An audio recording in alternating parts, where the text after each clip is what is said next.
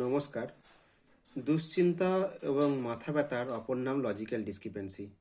এই logical discrepancy থেকে প্রচুর ভোটার হিয়ারিংয়ের নোটিশ পেয়েছেন বা পাচ্ছেন।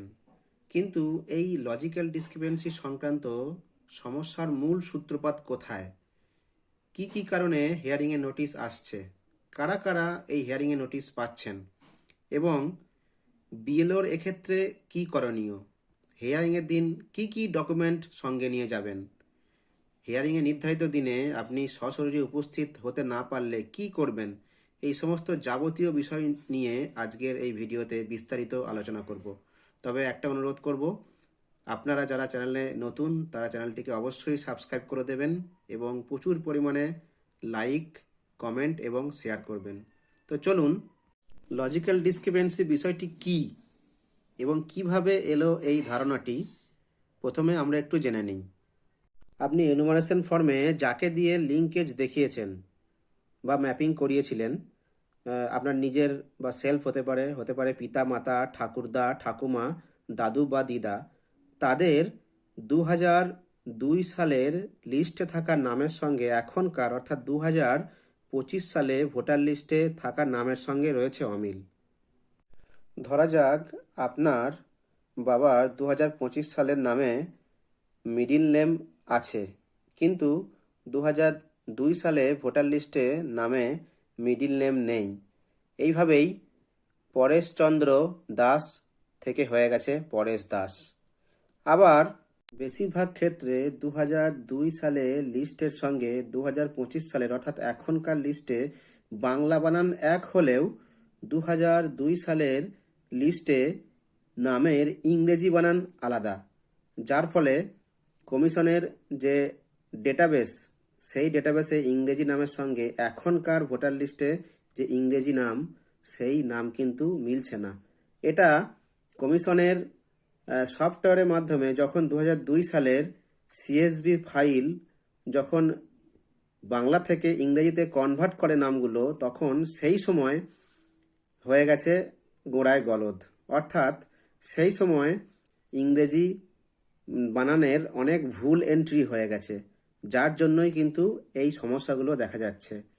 এই ডেটা কনভার্সনের কাজটি খুব সম্ভবত এআই মাধ্যমে করা হয়েছে, তাই অনেক ক্ষেত্রেই এই নামের যে ইংরেজি নামের স্পেলিংয়ে কিন্তু গরমিল দেখা দিচ্ছে।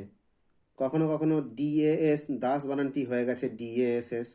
মুখার্জি বানান, যেটি আমরা সচরাচর ব্যবহার করি MUKHERJEE, সেটি হয়ে গেছে MOOKJI।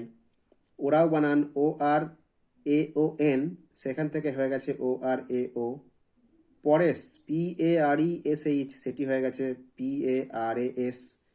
এইভাবে বিভিন্ন যে স্পেলিং, সেই স্পেলিংগুলো কিন্তু ভুল এন্ট্রি হয়ে গেছে, যার জন্যই কিন্তু এখনকার যে তথ্য ডেটা তার সঙ্গে কিন্তু ম্যাচ করছে না, সেই জন্যই কিন্তু লজিক্যাল ডিসক্রিপেন্সিতে শো করছে তাদের নামটা। আবার অনেকে এরকমও হয়েছে যে নামের ফার্স্ট নেমটি রয়েছে কিন্তু সারনেমটি উধাও। আবার সারনেম রয়েছে কিন্তু নামের ফার্স্ট নেমটি নেই। এগুলোও কিন্তু লজিক্যাল ডিসক্রিপেন্সিতে চলে গেছে।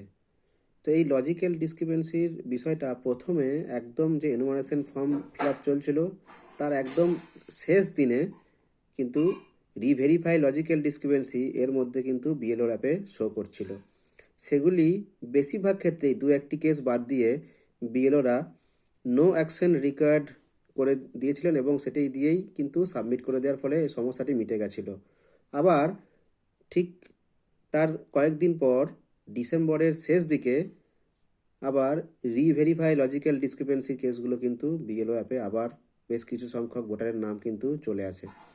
তখন বিএলওরা 2002 সালের যে এক্সট্রাক্ট, অর্থাৎ 2002 সালে ভোটার লিস্টের যে পাতাটা দিয়ে আপনি ম্যাপিং করিয়েছিলেন, সেই 2002 সালে ভোটার লিস্টের পাতা এবং অন্যান্য যে প্রয়োজনীয় ডকুমেন্ট, মাধ্যমিকের অ্যাডমিট কার্ড বা মাধ্যমিকের সার্টিফিকেট, জন্ম সার্টিফিকেট, আধার কার্ড বা অন্যান্য যে ডকুমেন্টগুলি ভোটাররা দিয়েছিলেন তাদের কাছ থেকে সেগুলি নিয়ে এবং বিএলও একটি আন্ডারটেকিং বা ডিক্লারেশন সাবমিট করে দিয়েছিলেন এবং তাতে কিন্তু সমস্যা মিটে গেছিল।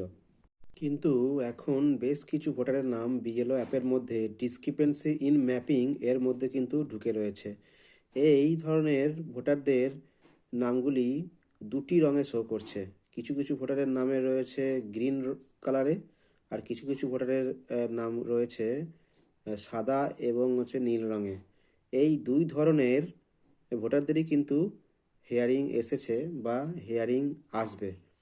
আসি কাদের কাদের বা কী কারণে হেয়ারিং এসেছে বা হেয়ারিং আসবে। কমিশন এই যে সমস্ত ভোটারের নাম ডিসক্রিপেন্সি ইন ম্যাপিং এই অংশের মধ্যে ঢুকে রয়েছে, তাদের মূলত 5টি কারণের জন্য বা 5টি শ্রেণীতে এদেরকে বিভক্ত করা হয়েছে। যে এই 5টি কারণ কিন্তু যারা যারা হিয়ারিংয়ের নোটিশ পেয়েছেন তাদের কিন্তু হিয়ারিংয়ের নোটিশে যে কারণের জন্য আপনি হিয়ারিংয়ের নোটিশ পেয়েছেন সেটি কিন্তু উল্লেখ করা আছে। 1 নাম্বার, 2025 সালে ভোটার তালিকায় বাবার নামের সঙ্গে 2002 সালে ভোটার তালিকায় বাবার নামের অমিল। 2 নাম্বার, ভোটারের সাথে প্রয়োজনী পিতা বা মাতার বয়সে পার্থক্য 15 বছরের কম। 3 নাম্বার, ভোটারের সাথে প্রয়োজনী পিতা বা মাতার বয়সের পার্থক্য 50 বছরের বেশি। 4 নাম্বার, ভোটারের সাথে প্রয়োজনী অর্থাৎ ঠাকুরদা ঠাকুমা বা দাদু দিদার বয়সে পার্থক্য 40 বছরের কম। আর 5 নাম্বার, ভোটার এনুমারেশন ফর্মে এমন একজনকে লিঙ্কেজ করেছেন যাকে তিনি পিতা বা মাতা হিসাবে দেখিয়েছেন, যাকে অন্য আরও 6জন ভোটার পিতা বা মাতা হিসাবে দাবি করছে। এবার আসি অত্যন্ত গুরুত্বপূর্ণ একটি বিষয়ে। এই লজিক্যাল ডিসক্রিপেন্সি থেকে যে হেয়ারিং হবে সেই হেয়ারিংয়ে কী কী ডকুমেন্ট নিয়ে যাবেন এবং এই ডকুমেন্টগুলো কিভাবে সাজাবেন। একটা বিষয় বলে রাখি, এর আগে যে হেয়ারিংগুলো হয়েছিল সেগুলো কিন্তু আনম্যাপ হেয়ারিং অর্থাৎ নো ম্যাপিংয়ের জন্য হেয়ারিং এসছিল। এখন যে হেয়ারিংগুলো আসছে সেই হেয়ারিংগুলো কিন্তু ওই ধরনের হেয়ারিং থেকে একটু আলাদা। এখন যে হিয়ারিংগুলো হচ্ছে সেগুলো মূলত আপনার যে এনুমারেশন ফর্ম যখন ফিল আপ করেছিলেন তখন নিচের দিকের যে অংশ, ডান দিকের যে অংশটা যারা ফিল আপ করেছিলেন, অর্থাৎ যারা 2002 সালে নিজে ভোটার ছিলেন না কিন্তু তার বাবা বা মা, ঠাকুরদা বা ঠাকুমা, দাদু বা দিদাকে দিয়ে লিঙ্কেজ করিয়েছিলেন। এখন আপনাকে এই হেয়ারিংয়ে এই যে লিঙ্কেজটা ঠিকঠাক আছে তা কিন্তু আপনাকে নথি দিয়ে অর্থাৎ ডকুমেন্টের মাধ্যমে কিন্তু আপনাকে প্রুভ করতে হবে।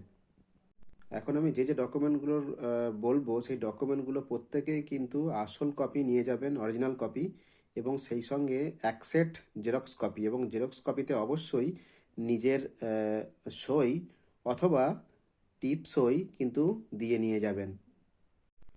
হিয়ারিং নোটিশ যেটি আপনাকে বিএলও দিয়েছে সেই হিয়ারিং নোটিশের কিন্তু আসল কপিটা কিন্তু আপনি নিয়ে যাবেন। 2 নম্বর, এসআইআরের যে এনুমারেশন ফর্ম যেটি ফিল আপ করেছিলেন এবং বিএলও আপনাকে সই করে এবং সিল দিয়ে রিসিভ করিয়ে দিয়েছিলেন সেই রিসিভ কপিটা কিন্তু অবশ্যই নিয়ে যাবেন। 3 নম্বর আসছে 2002 সালের ভোটার লিস্টের এক্সট্রাক্ট, অর্থাৎ আপনি যাকে দিয়ে লিঙ্কেজ দেখিয়েছেন সে বাবা বা মা, ঠাকুরদা ঠাকুমা, দাদু বা দিদা, সেই যাকে দিয়ে লিঙ্কেজ দেখিয়েছিলেন সেই ব্যক্তির নামটি 2002 সালে যে পাতায় ছিল সেই পাতাটি এবং ভোটার লিস্টের প্রথম পাতাটি কিন্তু নিয়ে যেতে হবে। এরপরে আসছি, আপনি যাকে দিয়ে লিঙ্কেজ করিয়েছেন ওনার ভোটার কার্ড এবং আধার কার্ড, তারপরে আপনার নিজের ভোটার কার্ড এবং আধার কার্ড। 6 নম্বরে আসছি, কমিশন নির্ধারিত আধার কার্ড ছাড়া যে 11টি ডকুমেন্টের কথা বলা হয়েছে তার যে কোনো একটি। আর তারপর 7 নম্বরে আসছি, এই 11টি ডকুমেন্ট যদি আপনার কাছে না থাকে তাহলে অন্যান্য যে ডকুমেন্টগুলি রয়েছে অর্থাৎ আপনার রেশন কার্ড, প্যান কার্ড, এগুলোও নিয়ে যেতে পারেন। এর পরবর্তীতে আসছি 8 নম্বরে, আরও কয়েকটি নথি লাগবে যদি আপনি সশরীরে উপস্থিত হতে না পারেন। সেক্ষেত্রে যার নামে হেয়ারিং এসছে তার একটি আবেদনপত্র তথা অথরাইজেশন লেটার এবং পরিবারের যাকে আপনি পাঠাচ্ছেন আপনার জায়গায় হেয়ারিংয়ে সেই ব্যক্তির একটি ঘোষণাপত্র, সেটাও কিন্তু লাগবে। এবার আসি বিএলও কী করবেন। বিএলও অ্যাপে যে সমস্ত ভোটারের নাম ডিসক্রিপেন্সি ইন ম্যাপিং এই অপশানের ভেতরে শো করবে তাদের মধ্যে বেশ কিছু ভোটার যেগুলি সাদা এবং নীল এই রঙে থাকবে, তাদের ওখানে গিয়ে ভিউ লজিক্যাল ডিসক্রিপেন্সিতে যদি ক্লিক করা হয়, সেখানে তার 2002 সালের যে যাকে দিয়ে লিঙ্ক করানো হয়েছে তার ডিটেলটা শো করবে এবং কী কারণে হেয়ারিং সেটা কিন্তু দেখাবে। এবং বিএলও সেই 2002 সালে ভোটার লিস্টের যে এক্সট্রাক্ট সেগুলি কিন্তু সেখানে আপলোড করবেন এবং অন্যান্য যে ডকুমেন্ট, সাপোর্টিং ডকুমেন্ট, সেই সাপোর্টিং ডকুমেন্টগুলো কিন্তু আপলোড করে দেবেন। এবং সেই সঙ্গে সবশেষে বিএলও এটি নিজের ডিক্লারেশন বা আন্ডারটেকিং সেটাও কিন্তু আপলোড করবেন এবং সবশেষে কিন্তু সাবমিট করে দেবেন। এরপর আসি, কমিশন কয়েকটি বিষয়ে সশরীরে হিয়ারিংয়ে উপস্থিত হওয়ার ক্ষেত্রে ছাড় দিয়েছে। সেই বিষয়গুলি কি কি না, কোনো ব্যক্তি যদি গুরুতর অসুস্থ হন, কোনো ব্যক্তি যদি শারীরিকভাবে অক্ষম হন অর্থাৎ যদি তিনি প্রতিবন্ধী হন, কোনো ব্যক্তি যদি কর্মসূত্রে জেলা বা রাজ্যের বাইরে থাকেন, এক্ষেত্রে পরিযায়ী শ্রমিকরাও কিন্তু এর মধ্যে পড়ছে। এছাড়াও শিক্ষা, প্রশিক্ষণ বা যদি কোনো পরীক্ষা থেকে থাকে ওই সংক্রান্ত যদি কোনো কাজে কেউ সেদিন যেতে না পারেন, তাদের ক্ষেত্রে কিন্তু কমিশন বিশেষ ছাড় দিয়েছে। সেক্ষেত্রে তাদের কি করতে হবে, যে ব্যক্তি যেতে পারবেন না হেয়ারিংয়ে, অর্থাৎ যার নামে হেয়ারিংয়ে নোটিশ ইস্যু হয়েছে, সেই ব্যক্তিকে একটি কিন্তু তার যে সংশ্লিষ্ট বিধানসভার যে ইআরও বা এইআরও তাকে অ্যাড্রেস করে কিন্তু একটি আবেদনপত্র তথা একটি অথরাইজেশন লেটার কিন্তু লিখতে হবে। সেই অথরাইজেশন লেটারে বা সেই আবেদনপত্রে তার না আসার কারণ বিস্তারিত কিন্তু তাকে লিখতে হবে এবং তার পরিবর্তে তিনি পরিবারের কাকে তিনি হিয়ারিংয়ে পাঠাতে চান তারও কিন্তু বিবরণ, নাম, তার সঙ্গে ভোটারের কি সম্পর্ক, তার ভোটার লিস্টের সিরিয়াল নাম্বার ইত্যাদি ডিটেল কিন্তু লিখতে হবে। এবং সেই সঙ্গে তিনি যেখানে কাজ করেন, যদি তিনি বাইরে থাকেন এবং যদি তার কোনো আইডেন্টিটি কার্ড থাকে সেটাও কিন্তু সঙ্গে পাঠাতে হবে। অথবা যদি আইডেন্টিটি কার্ড নাও থেকে থাকে, তাহলে উনি যেখানে কাজ করেন সেখানকার কোনো যে কর্মচারী বা কোনো অফিসারকে দিয়ে কিন্তু ওনার যে আবেদনপত্র, সেই আবেদনপত্রে কিন্তু সই করে দেবেন উনি।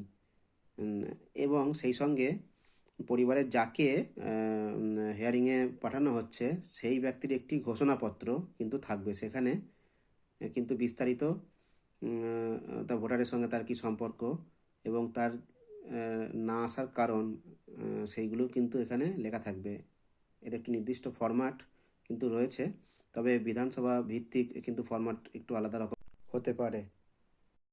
ভোটাররা যারা হিয়ারিংয়ে নোটিশ পেয়েছেন তারা আর একটা বিষয় যদি করেন, তাহলে কিন্তু তাদের হিয়ারিংয়ের ডকুমেন্ট ভেরিফিকেশন প্রক্রিয়াটা কিন্তু আরও সহজ হয়ে যাবে। বিষয়টা কি না, নির্বাচন কমিশনের যে পোর্টাল বা ওয়েবসাইট voters.eci.gov.in এই ওয়েবসাইটে গিয়ে তাদের যে হিয়ারিংয়ের নোটিশ তারা পেয়েছেন তার এগেনস্টে তারা কিন্তু তাদের ডকুমেন্ট সেখানে ওই ওয়েবসাইটের মধ্যে তারা সাবমিট করতে পারে।